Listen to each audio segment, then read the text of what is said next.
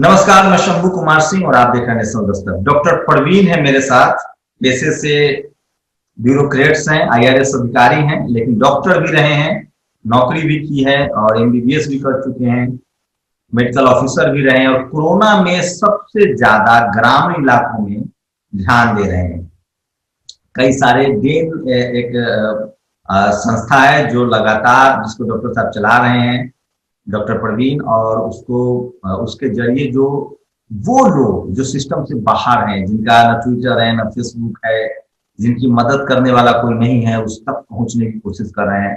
अभी पलवल में, हरियाणा में, गांव में बहुत बुरी स्थिति है। तो डॉक्टर साहब से समझेंगे एहतियात के बारे में। डॉक्टर साहब, पहले तो बताइए कि जो आपकी संस्था है डेन, वो अभी कहाँ कहाँ और किस तरह से लोगों की मदद कर रही है कोरोना जैसी महामारी में, और लोगों को क्या सलाह देंगे?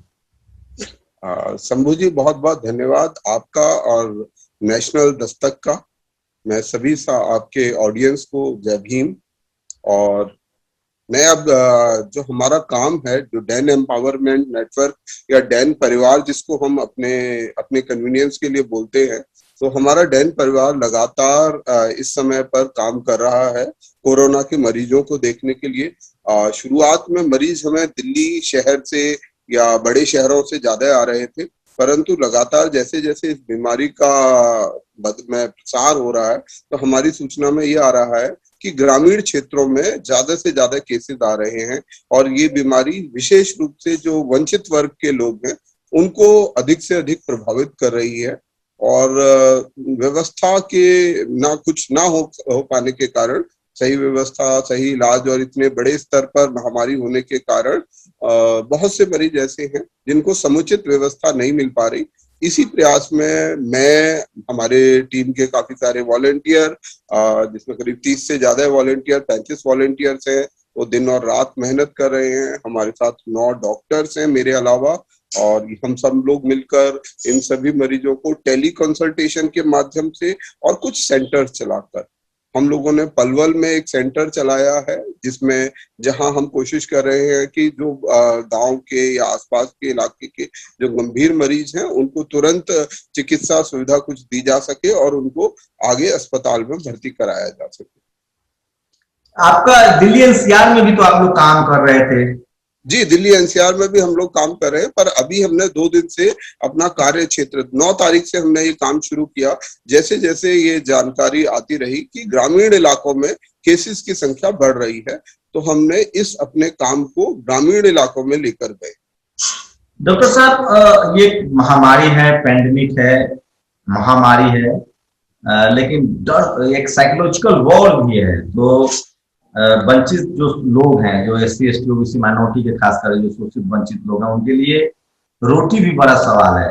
मेरे एक दोस्त है, नीदरलैंड से हैं, वो भी डॉक्टर हैं, कोरोना को बहुत करीब से रिसर्च कर रहे हैं। उन्होंने कहा था कि गरीब भूखे मर जाएंगे क्योंकि उनको बहुत ज्यादा न शुगर है न डायबिटीज है, तो हो सकता है उनका बॉडी सिस्टम ठीक हो।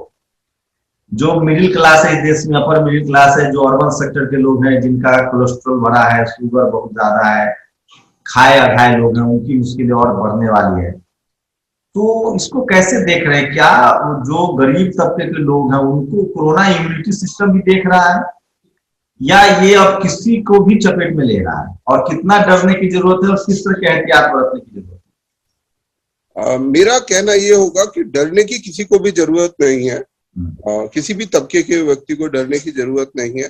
ज्यादा आवश्यकता सतर्कता की है कि हम सतर्क रहें, बीमारी के बारे में अधिक से अधिक जानकारी हासिल करें।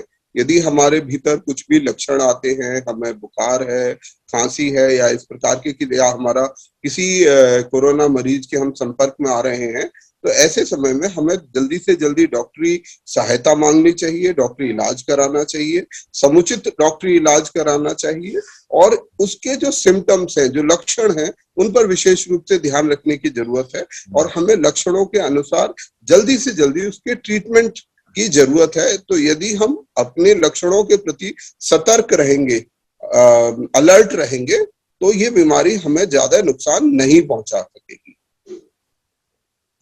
और जो आपकी संस्था है सर, वो किस तरह की मदद करे? डॉक्टर कंसल्टेंसी के बाद और भी किसी तरह की मदद कर रही है? जी, मैं आपको बताना चाहूंगा कि इसमें हम लोग डॉक्टर मेडिकल कंसल्टेंसी दे रहे हैं, और जो मेडिकल कंसल्टेंसी है वो भी बहुत लोगों के लिए बहुत उपयोगी रही है। और यहाँ तक हम कह सकते हैं कि करीब अब तक हमारा कल तक का जो रिकॉर्ड है, हम 60 से ज्यादा क्रिटिकल मरीजों की, जिनकी जो स्थिति थी गंभीर थी, और यदि उनको तुरंत इलाज ना दिया जाता तो उनके साथ कुछ भी हो सकता था, ऐसे करीब 60 से ज्यादा लोगों की हम जान बचा चुके हैं, 400 से ज्यादा लोगों का इलाज कर रहे हैं। और इसके अलावा हम मरीजों के लिए ऑक्सीजन सिलेंडर, क्योंकि जिनको आवश्यकता है उनको तुरंत ऑक्सीजन सिलेंडर की व्यवस्था कराने की कोशिश कर रहे हैं। किसी के लिए हॉस्पिटल बेड, क्योंकि इस समय बेड की अवेलेबिलिटी को लेकर काफी असमंजस की स्थिति है, तो उनके लिए हॉस्पिटल बेड की व्यवस्था करवाना, इसके अलावा प्लाज्मा डोनर्स ढूंढना, दवाइयां ढूंढना, तो कुछ स्थितियों में अगर आप, लेकिन एक मैं डॉक्टर भी सुन रहा था, वो कहते हैं कि अगर शुरुआती लक्षण है तो आप घर पर ही आइसोलेट रहिए, दवाइयां लीजिए। तो क्या डॉक्टर के कंसल्टेंसी बहुत जरूरी है? खास डॉक्टर दवाई लेना शुरू कर दीजिए। नहीं, मैं ये कहूंगा कि नहीं, ये ठीक नहीं है। हमें जो भी दवाइयां लेनी चाहिए वो मेडिकल कंसल्टेशन के बाद ही लेनी चाहिए, क्योंकि मतलब बिगिनिंग में ही आपकी इलाज, मतलब आपको थोड़ा भी सिम्टम्स आता है अपने डॉक्टर से संपर्क कीजिए। जी जी, बिल्कुल आप ठीक कह रहे हैं। और इस बात की ये सबसे महत्वपूर्ण है कि जब भी जैसे आपको लक्षण आए, आप डॉक्टरी सलाह से अपनी दवाई जरूर लें, जिससे कि इसके सिम्टम्स को काफी हद तक कम किया जा सकता है। जांच एक बड़ा इशू है, जांच बहुत जरूरी है, शुरुआत में जांच करवा लें। इसी जो इलाज का पूरा हिस्सा है, उसमें डॉक्टरी भी है, उसमें दवाइयां हैं, उसमें जांच है, उसमें लक्षणों को समझना है। तो ये काम के लिए हमें डॉक्टर की बेहद आवश्यकता है। और आज के समय में मुझे मेरे जानकारी में काफी डॉक्टर्स हैं जो टेली कंसल्टेशन प्रोवाइड कर रहे हैं। काफी सारी इस तरीके की व्यवस्था और भी लोग कर रहे हैं जो निःशुल्क टेली कंसल्टेशन प्रोवाइड कर रहे हैं। दिल्ली का सरकार की भी इस तरीके की एक सुविधा है। तो हम लोग इन सब सुविधाओं का लाभ उठाकर अपने लिए शुरुआती क्या चीजें प्रॉब्लम आपको हो तो आप तुरंत डॉक्टर से संपर्क करें। मैं एक बार दोबारा से अपना सवाल दोहराएंगे?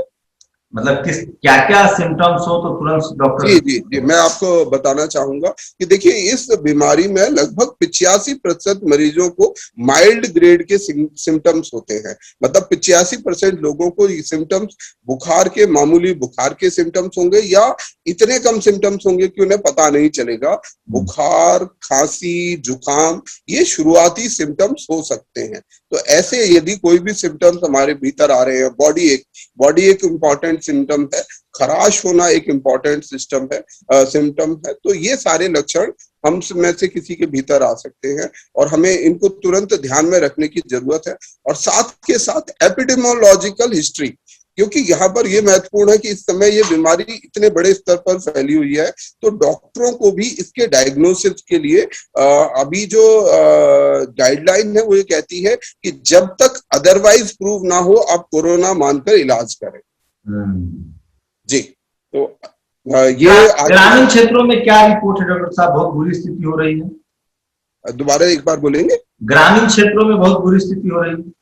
जी, ग्रामीण क्षेत्रों की स्थिति भी गंभीर है और वहां पर बहुत से गंभीर मरीज हैं। और उसका एक बहुत बड़ा कारण अवेयरनेस का ना होना, लोगों की जागरूकता ना होना, डॉक्टर्स की वहां पर वो संपर्क ना होना, सही उपलब्धता ना होना, वो एक कारण है जिसके कारण गंभीर स्थिति है। हमने भी 1-2 मौकों पर ऐसी गंभीर स्थिति का सामना किया जब कुछ मरीजों को जो गंभीर स्थिति में थे उनको लाया गया और हमने तुरंत उनको इलाज करके आगे हॉस्पिटलाइजेशन की व्यवस्था की। डॉक्टर साहब, कोई संपर्क करना चाहे आपके संगठन से तो कोई संपर्क, कोई वेबसाइट, नंबर?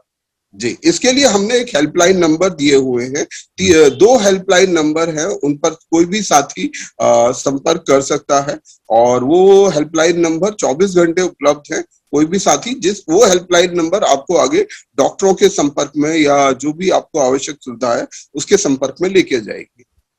वो हेल्पलाइन नंबर तो बता दो सर। वो नंबर है 99, आप चाहे तो नोट कर ले, 9953993155। एक और नंबर है, वो नंबर अभी मेरी मेमोरी में नहीं है, तो वो नंबर मैं आपको बाद में शेयर। तो नंबर आपकी मेमोरी में, उसी को एक बार रिपीट कर।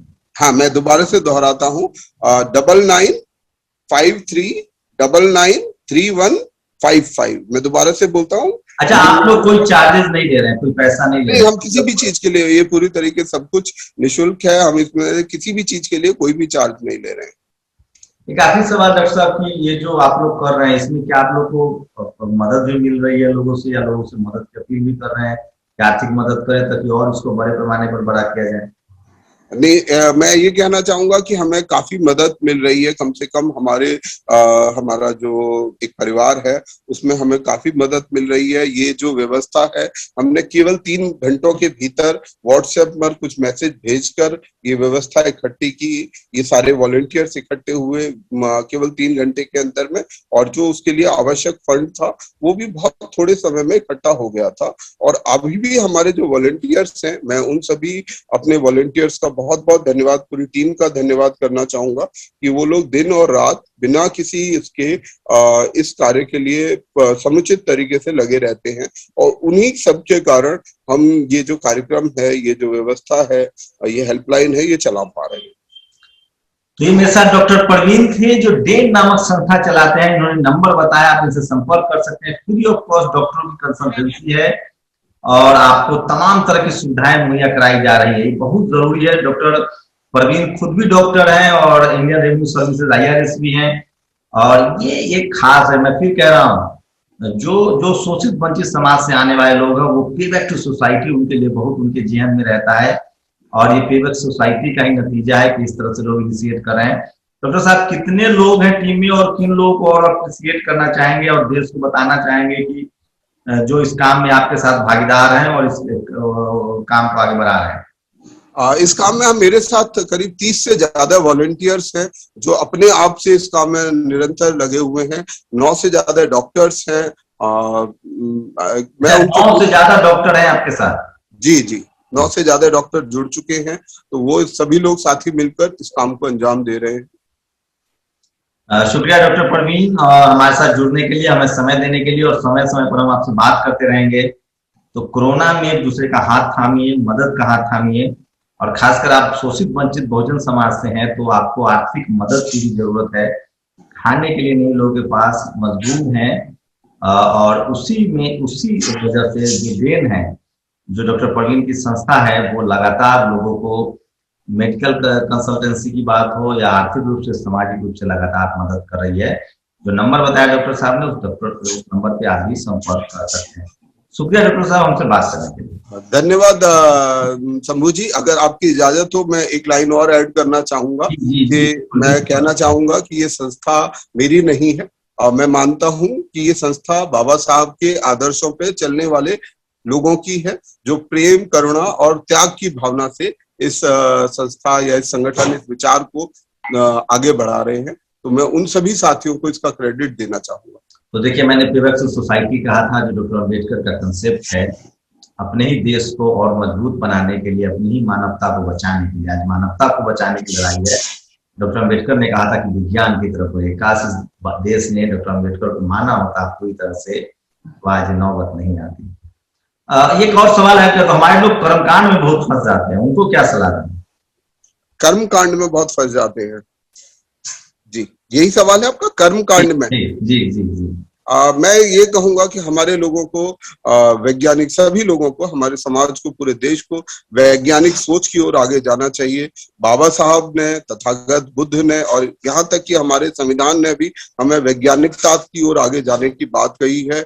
ये ना केवल एक अच्छा विचार है, बल्कि यदि हम इसे ध्यान से देखें तो ये एक हमारी संवैधानिक जिम्मेदारी है, संवैधानिक कर्तव्य है, जो आर्टिकल 51 में दिया गया है कि हम सबको अपने भीतर वैज्ञानिक विचारों को बढ़ावा देना। ये गाय गोबर गौमूत्र इलाज नहीं है, ये तो डॉक्टर लगातार कह रहे हैं, इससे बचने की जरूरत है। जी, शुक्रिया सर हमसे बात करने के लिए। फिर से बहुत बहुत धन्यवाद शंभू जी, और आपके नेशनल दस्तक को भी बहुत बहुत धन्यवाद।